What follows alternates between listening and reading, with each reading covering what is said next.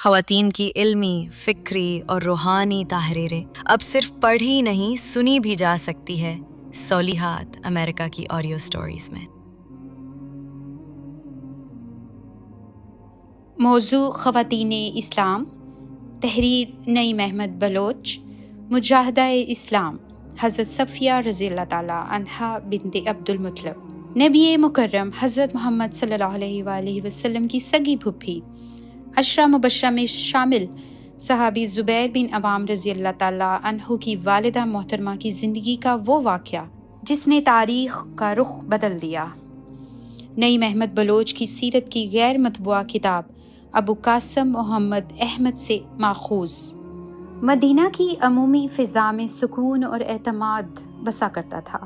یہ نبی اکرم کی ذات والا صفات کی برکت تھی، مگر یہ 5 ہجری کا سال تھا۔ سارے عرب کے کفار اکٹھے ہو کر اس چھوٹی سی بستی کو ہمیشہ کے لیے ختم کرنے آ چکے تھے۔ سکون اہل مدینہ سے رخصت ہو گیا تھا۔ اب وہ اللہ اور اس کے رسول پر اعتماد کی آزمائش بن چکا تھا۔ آج جو تاریخ کے پیغمبر کو ماننے والے ہیں، وقت کے پیغمبر کے حالات و واقعات کی پیچیدگی کا تصور بھی نہیں کر سکتے۔ ذرا تخیل کے گھوڑے پر بیٹھیں اور اس لمحے کے مدینہ کا ایک چکر لگا آئیں۔ آپ کو ایک عجیب منظر نظر آئے گا۔ اہل مدینہ کی بستی سے بھی بڑا ایک شہر، دشمن کا شہر بن کر ان کا محاصرہ کر چکا تھا۔ ہر طرف خون کے پیاسے دشمن دندناتے پھرتے نظر آتے ہیں۔ انہیں اگر اس شہر پر حملہ کرنے سے کوئی روک رہا تھا تو ایک خندق تھی جس کی موجودگی نے دشمنوں کے اس لشکر کو حیران کر دیا تھا۔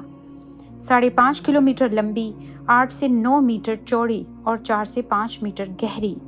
اس کا مطلب تھا گھوڑے یا پیدل کسی کے لیے بھی خندق پار کرنا قریباً ناممکن تھا۔ لیکن دشمن کو یقین تھا کہ ایک نہ ایک دن جب مدینہ میں کھانا پینا ختم ہو گیا، جب مدینہ میں موجود مسلمانوں کے جانی دشمن یہودی اور ان کے درمیان منافقین ان کے حوصلے توڑ دیں گے، تو حملے کی کوئی نہ کوئی صورت ضرور پیدا ہوگی۔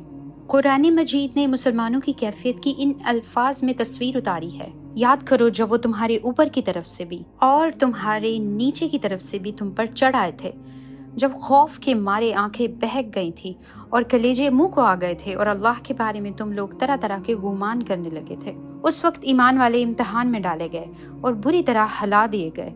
اور جب منافقین کہتے تھے، اور وہ بھی جن کے دلوں میں روگ ہے، کہ اللہ اور اس کے رسول نے جو وعدے ہم سے کیے تھے وہ صرف فریب ہی تھے، اور جب ان میں سے ایک گروہ نے کہا، یثرب والو، تمہارے لیے اب ٹھہرنے کا کوئی موقع نہیں ہے، اس لیے لوٹ جاؤ، اور ان میں سے ایک گروہ نبی سے اجازت مانگ رہا تھا، وہ کہتا تھا کہ ہمارے گھر خطرے میں ہیں۔ اصل میں وہ خطرے میں نہیں تھے، وہ صرف بھاگنا چاہتے تھے۔ اگر ان کے گھروں پر ادھر ادھر سے حملہ ہو جاتا، پھر انہیں فتنے یعنی اللہ کے رسول کو چھوڑنے کی دعوت دی جاتی، تو وہ اس میں جا پڑتے اور اس میں بہت کم رکنے کے لیے ذرا بھی سوچتے۔ سورہ احزاب آیت 10 سے 13۔ قرآن نے جو تصویر کشی کی ہے، اسے واضح ہے کہ خندق کی موجودگی اور کفار کے کسی کارگر حملے کے نہ ہونے کے باوجود بھی بہت سے خطرات درپیش تھے۔ اس کی تفصیل کچھ یوں ہے۔ کفار کو جب یہ یقین ہو گیا کہ بے سمت تیر اندازی اور اکا دکا جھڑپوں سے مسلمانوں کو کچھ نہیں بگاڑ سکیں گے، تو حیی بن اخطب نے نئی چال چلنے کا منصوبہ بنایا۔ حیی بن اخطب مدینے کے ہی ایک یہودی قبیلے بنو نذیر کا سردار تھا، اور مسلمانوں سے معاہدے کے باوجود غزوہ احد میں اس نے کفار کی مدد کی تھی۔ اس جرم کی سزا کے طور پر اسے قبیلے سمیت مدینہ بدر کر دیا گیا، اور اب اسی کی بے پناہ کوششوں کی بدولت پورا عرب قریش مکہ کی قیادت میں مدینہ پر حملہ آور ہوا تھا۔ اب جب خندق اس کے منصوبے میں حائل ہوئی تو اس نے ایک دوسرا منصوبہ بنانے کا فیصلہ کیا۔ یہ انتہائی خطرناک منصوبہ تھا، اور اس کے کامیاب ہونے کا حیی کو بہت زیادہ یقین تھا۔ اس کے مطابق اگر یہودی قبیلے بنو قریظہ اس لشکر کو اپنے قبیلے سے گزرنے کی اجازت دے دیتا ہے تو ان کا لشکر مدینہ میں داخل ہو کر مسلمانوں پر حملہ کر سکتا تھا۔ اس لیے ضروری تھا کہ بنو قریظہ مسلمانوں کے ساتھ کیا گیا معاہدہ توڑیں اور غداری کرتے ہوئے کفار کے لشکر کے ساتھ مل جائیں۔ چنانچہ حیی بن اخطب مدینے کا لمبا چکر کاٹ کر بنو قریظہ کے پاس پہنچا۔ ان کے سردار کعب بن اسد کے قلعے کا دروازہ کھٹکھٹایا۔ کعب نے پہلے تو دروازہ کھولنے سے ہی انکار کر دیا، لیکن حیئی نے کہا کہ تم نہیں جانتے میں تمہارے پاس کیا چیز لایا ہوں۔ سارے عرب کو اس وعدے پر ساتھ لایا ہوں کہ وہ محمد کا خاتمہ کیے بغیر واپس نہیں لوٹیں گے۔ تمہارے لیے میرے پاس ہمیشہ کی عزت اور خوشحالی کا نسخہ ہے۔ اس طرح کی لالچ بھری باتوں اور پرانی دوستی کا واسطہ دے کر اس نے کعب کو بات چیت پر آمادہ کر لیا۔ مذاکرات کا آغاز ہوا تو حیئی کو اندازہ ہوا کہ کعب کا اصل مسئلہ صرف اور صرف یہ خوف ہے کہ اگر کسی وجہ سے یہ لشکر واپس چلا گیا تو غداری کے جرم میں اسے مسلمانوں سے کون بچائے گا، کیونکہ کعب نے اپنی بات کے آغاز میں ہی یہ بات کہہ دی تھی، خدا کی قسم تم میرے پاس ہمیشہ کی ذلت اور فوجوں کا برسا ہوا بادل لے کر آئے ہو، یہ اب صرف گرج چمک رہا ہے، اس میں کچھ باقی نہیں بچا، تم پہ افسوس حیئی، تم مجھے میرے حال پر چھوڑ دو، ویسے بھی میں نے سچائی اور وعدے کی پابندی میں کسی کو محمد سے بڑھ کر نہیں پایا۔ اس پر حیئی بولا کہ اگر وہ مسلمانوں کی کمر میں خنجر گھونپنے پر تیار ہو جائے تو مسلمانوں کا خاتمہ یقینی ہے، اس کی مسلمانوں سے ہمیشہ کے لیے جان چھوٹ جائے گی اور اس کارنامے پر پورے عرب میں اس کی شہرت ہوگی۔ لیکن اگر ایسا نہ ہوا اور لشکر ناکام ہو کر واپس لوٹ جاتا ہے تو میں تمہارے ہی قلعے میں رک جاؤں گا، جو مسلمان تمہارے ساتھ کریں گے وہی میرے ساتھ کریں گے، اور اس سے زیادہ میں کسی چیز کی گارنٹی نہیں دے سکتا۔ یہ بات سن کر کعب نے کہا، تمہاری حد تک تو مجھے میں اطمینان ہے، لیکن قریش کے بارے میں مجھے گارنٹی چاہیے۔ جب حیئی اس کی گارنٹی دینے پر آمادہ ہو گیا تو وہ غداری کرنے پر راضی ہو گیا۔ اس نے اپنے قبیلے میں بھی اعلان کر دیا کہ ہم محمد سے کیے گئے عہد سے باہر نکل آئے ہیں۔ مسلمانوں کو بھی اس کی خبر پہنچ گئی۔ آپ نے خبر کی تصدیق کے لیے سعد بن معاذ اور سعد بن عبادہ کو بنو قریظہ کی طرف بھیجا اور انہیں یہ نصیحت بھی کی کہ اگر خبر درست ہوئی تو لشکر میں اس کی کسی کو خبر نہ ہو اور اشاروں میں اطلاع دی جائے۔ دونوں کعب بن اسد کے پاس پہنچے تو وہاں ماحول ہی کچھ دوسرا تھا۔ وہ مسلمانوں کے خلاف کھلم کھلا باتیں کر رہے تھے۔ انہوں نے کعب کو معاہدہ یاد دلایا تو وہ بے شرمی سے بولا، کون سا وعدہ یا معاہدہ؟ میں کسی محمد کو نہیں جانتا اور نہ ہی کسی معاہدے کو۔ اس پر اس کی سعد بن عبادہ سے تو میں ہو گئی۔ دوسرے یہودی گالیاں بکنے اور بدتمیزی بھی کرنے لگے۔ سعد بن معاذ نے اپنے ساتھی کو سمجھایا کہ الجھنا مناسب نہیں، واپس چلتے ہیں۔ واپس آ کر انہوں نے صورتحال حضور کو بتائی۔ یہ خبر دوسرے صحابہ کو بھی پہنچا دی گئی۔ بلا شبہ یہ بہت پریشانی کی بات تھی۔ حضور نے فوری طور پر 300 صحابہ کا دستہ اس رستے پر مقرر کر دیا جہاں سے دشمن بنو قریظہ کے ساتھ رابطہ ہو سکتا تھا، لیکن کمزور دل مسلمان تو بہت زیادہ پریشان ہو گئے۔ منافقین نے بری بری باتیں کرنا شروع کر دی۔ وہ مسلمانوں سے کہتے کہ ہمارے رسول تو ہمیں خوشخبری دیتے تھے کہ مسلمان روم و فارس، اس وقت کی عالمی طاقتیں روم اور ایران کو فتح کریں گے، مگر ان کا حال یہ ہے کہ ہم آزادی سے گھروں سے باہر نہیں جا سکتے، ہماری بیوی بچے دشمن سے محفوظ نہیں رہے۔ بہتر ہے کہ عرب کے اس عظیم لشکر سے بات چیت کی جائے اور جان بچانے کی کوئی ترکیب کی جائے۔ پھر وہ مزید گھبراہٹ پیدا کرنے کے لیے کہتے کہ بھئی ہم اس طرح یہاں لشکر میں بیکار نہیں بیٹھ سکتے، ہم تو اپنے گھروں کو جا رہے ہیں، کم از کم اپنے گھر والوں کی ہی حفاظت کر سکیں گے۔ یہودی جاسوس کی شامت۔ ادھر غدار یہودیوں نے فیصلہ کیا کہ ابھی لشکر میں اپنی فوج بھیجنا مناسب نہیں، یہ نہ ہو کہ ہم اپنے لڑنے والے لشکر کی طرف بھیج دیں اور مسلمان ہم پر حملہ کر دیں۔ ہمیں پہلے یہ معلوم کرنا چاہیے کہ شہر میں کتنی فوج ہے۔ اگر ہمیں یہ معلوم ہو جاتا ہے کہ اس طرف مسلمانوں کی کوئی خاص تعداد نہیں ہے تو ہم مسلمانوں کی عورتوں اور بچوں کو نقصان پہنچا کر انہیں پریشان کر سکتے ہیں۔ اس مقصد کے لیے انہوں نے ایک سپاہی کو سب سے قریبی قلعے کی طرح کے ایک بڑے مکان کی طرف جاسوسی کے لیے بھیجا۔ اس نے اس مکان کے ارد گرد چکر لگانا شروع کر دیا۔ اس کا خیال شاید یہ تھا کہ اگر اسے کسی نے دیکھا تو اسے ادھر سے گزرنے سے روکے گا، اور اگر کسی نے نہ روکا تو اندر داخل ہونے کی کوشش کر کے معلوم کرے گا کہ مسلمانوں کی یہاں کتنی تعداد ہے۔ یہ قلعے نما مکان بڑا اہم تھا، اسے حصن فارا کہتے تھے۔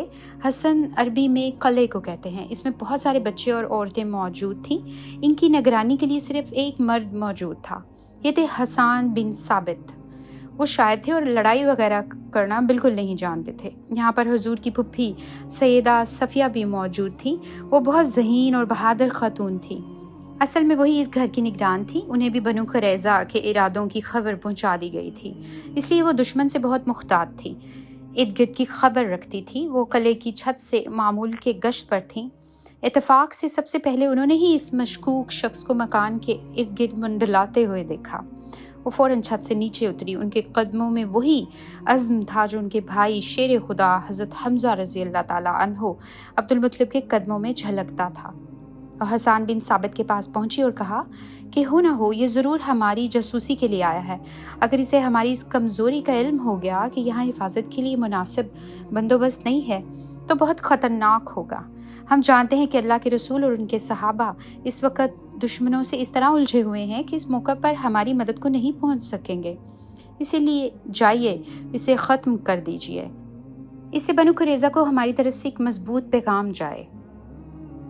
لیکن حسان بن ثابت نے جو کچھ کہا اس کا مطلب یہی تھا کہ انہوں نے تو کبھی چڑیا تک نہیں ماری اور آپ مجھے بندہ مارنے کا کہہ رہی ہیں۔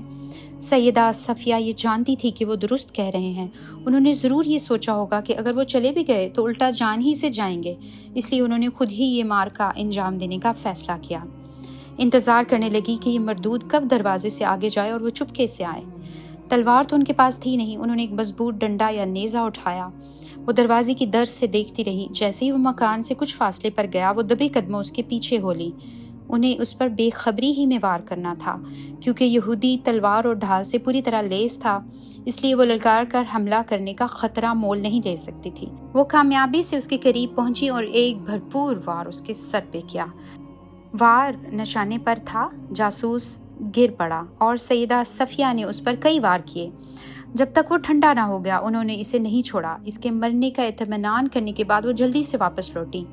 حسان بن ثابت یقیناً دور سے یہ منظر دیکھ کر حیران و پریشان ہو رہے ہوں گے۔ وہ کامیابی سے واپس پلٹ کر حضرت حسان کے پاس پہنچی اور کہنے لگی کہ اب کم از کم اتنا کر لیں کہ اس کے ہتھیار ہی لے آئیں۔ مگر شاعر اسلام ٹس سے مس نہ ہوئے۔ اب وہ بہادر خاتون دوبارہ اٹھی، اس کا سارا اسلحہ اتارا اور پھر ایک کام بھی کیا جس کا کوئی تصور بھی نہیں کر سکتا تھا۔ انہوں نے اسی کی تلوار سے اس کا سر تن سے جدا کر دیا، اور ذرا تصور کریں اس کے سر کو ایک ہاتھ میں اور تلوار کو اور ڈھال کو دوسرے ہاتھ سے پکڑا اور مکان میں لے آئیں۔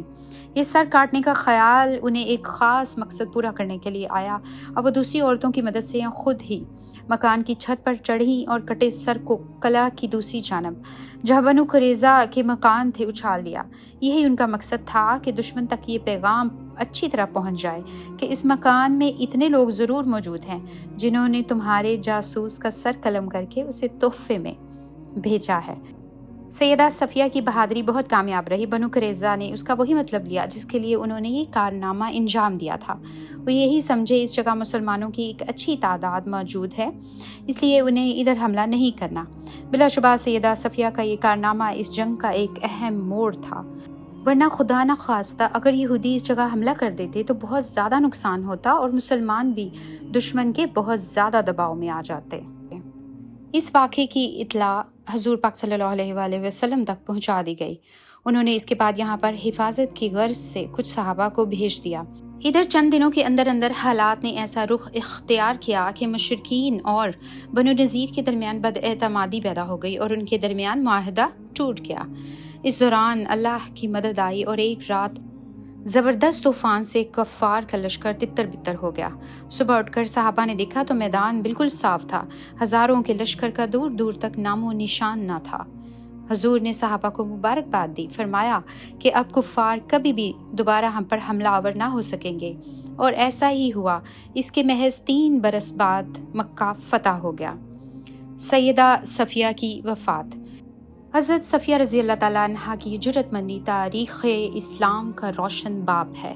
انہوں نے اپنی زندگی ایمان، صبر اور وفاداری کے ساتھ گزاری۔ اپنے بیٹے زبیر کو وہی جذبہ دیا جو ان کے خاندان کی پہچان بن چکا تھا۔ آپ کا انتقال امیر المومنین حضرت عمر فاروق رضی اللہ تعالیٰ عنہ کے دور خلافت میں ہوا۔ مدینہ منورہ کی مقدس سرزمین نے آپ کو اپنی آغوش میں جگہ دی اور آپ جنت البقیع کے قبرستان میں آرام فرما ہیں۔ اہم نکتہ: حضرت صفیہ کا یہ واقعہ اس بات کا ثبوت ہے کہ مسلمان خواتین نے محض پس منظر میں رہ کر قربانیاں نہیں دی، بلکہ جب ضرورت پڑی تو میدان عمل میں بھی ڈٹ کر کھڑی ہوئی۔ ان کی یہ کہانی آج بھی اس حقیقت کو اجاگر کرتی ہے کہ ایمان سے بڑی کوئی طاقت نہیں۔